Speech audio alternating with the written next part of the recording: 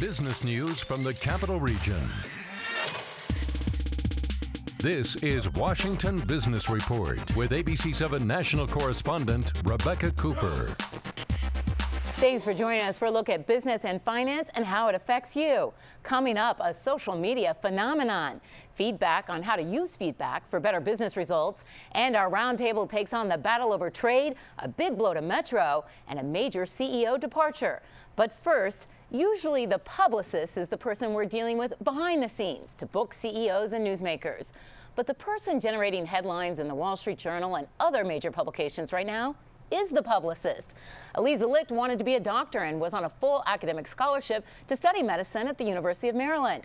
But after several jobs in medicine, she had to admit to her parents and herself that fashion was her passion, an industry she knew little about. Now she's one of the best known in her field. As Senior Vice President for Global Communications at Donna Karan, with over 500,000 Twitter followers, Licht's new book, Leave Your Mark, describes her rise to the top and how we all, young and old, can better build our own brand.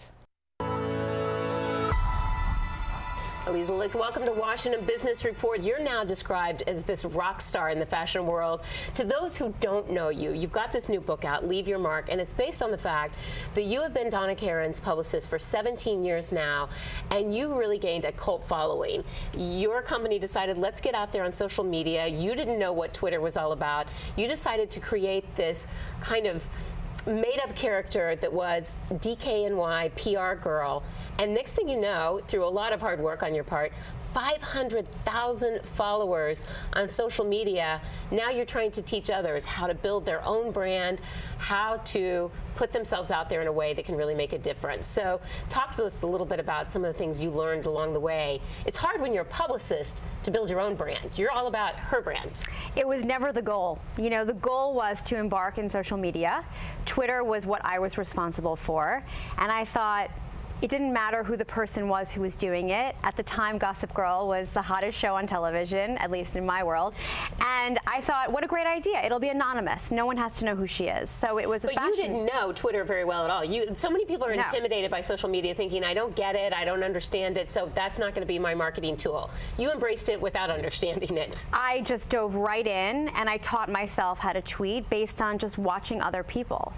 Well, your book is full of good advice, and I highly recommend it to everyone in our audience, male, female, young, old, because it's full of good advice for young people just getting started in their careers. But I also think it's a must-read for anyone my age and the 40-somethings and over who haven't yet fully figured out this brave new world of social media. But back it up a little bit, because now you are this sensation, the Wall Street Journal and everyone else writing about you. Your boss is completely supportive. Donna Karan wrote the foreword to your book. We've interviewed her here on this show. She's no shrinking violet. Talk to us about having a boss that's comfortable letting the publicists also shine in the spotlight.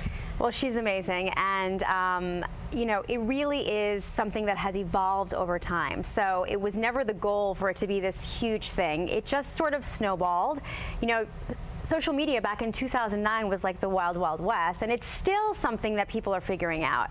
So my day job is still the most important thing to me. You know, celebrity dressing, getting the collection of magazines, but at the same time, social media has changed the way we do PR, and the whole world communicates. I'm sure you know, I mean, as a journalist, it's like, we're all on there all day long. But you follow the rules of the road better than I do. There's lots of takeaways, but one thing that really struck me from the book, here you have 500,000 followers and growing, and yet you still sometimes go door to door. As glamorous as your world is, we all know these glamour jobs, you also spend plenty of time packing cardboard boxes and other things.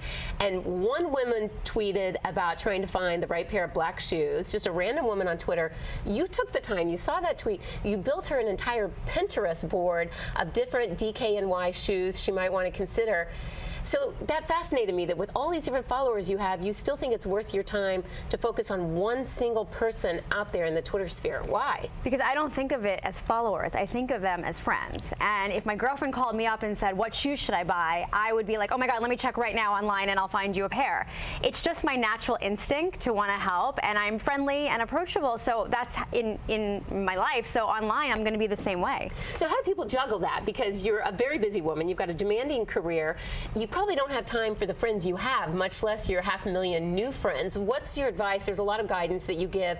What's some of the key advice for how to build in time to build this outreach?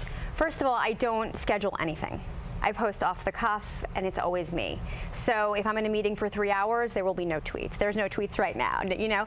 So that's number one. So I believe in the authenticity of the channel, and I think that the people who handle their own social media at the major celebrity level really have the biggest, best followings. You know, Taylor Swift, I mean, she's responding to her fans all the time. I mean, people really love that. But you say you don't have to be a big celebrity. As long as you're genuine, you have a voice. Absolutely. You are candid and honest. You've got so many different rules of the road to live by. You also have lots of good advice in the book overall about career paths and the do's and don'ts that you've learned along the way.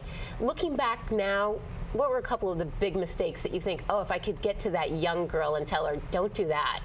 I think now we're all more hyper aware of what our personal brands are, whether it is that you're a public person or even if you're, you know, a mom at school who heads up the PA. So I think that understanding what your presence mean and how people, when they meet you, what they take away from meeting you. And this is the good advice that I think people our age and everyone needs to understand. I have a good friend right now who is so powerful in her position, but she doesn't market herself. She's so busy promoting all the people around her, and I keep saying to her, own your own biography too. And this book really says that it's okay to be the person making someone else look good, but take care of your own brand as well. Absolutely.